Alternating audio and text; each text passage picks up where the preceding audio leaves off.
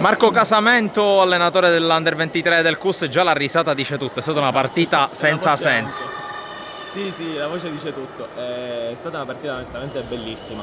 Dobbiamo fare i complimenti innanzitutto agli avversari perché è stata una partita corretta, con ribaltamenti di fronti continui, però devo dire che i nostri hanno risposto alla grande. Nonostante siamo andati sotto, non hanno mai mollato, poi siamo andati sopra e abbiamo preso un gol come succede in questo sport col tempo effettivo a 9 secondi effettivi dalla fine, quindi chiunque si sarebbe abbattuto avrebbe preso una mazzata. Invece poi sono andati sul dischetto e hanno messo 5 palloni dentro, quindi devo dire questi ragazzi è dal 26 agosto che lavorano e molti vengono al calcio a 11 e stanno facendo un lavoro impressionante, quindi oggi vanno fatti i complimenti a questo gruppo.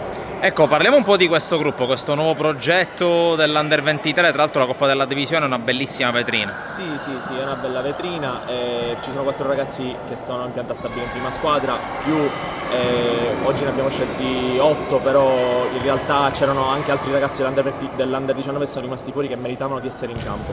È un bel progetto, stiamo puntando forte sui giovani e ne siamo orgogliosi. Ecco, dici di te per chiudere, tu hai fatto tanti anni in campo, come ci si sente dall'altra parte? Ci si sente non bene, diciamo, perché sono delle sensazioni totalmente differenti. Diciamo che io volevo a tutti i costi fare questa esperienza perché non avendo sfortunatamente da giocatore vissuto campionati nazionali, quest'anno lo sto facendo in questo nuovo ruolo che per me è una passione tanto quanto giocare, quindi spero che sia un trampolino di lancio importante per il futuro.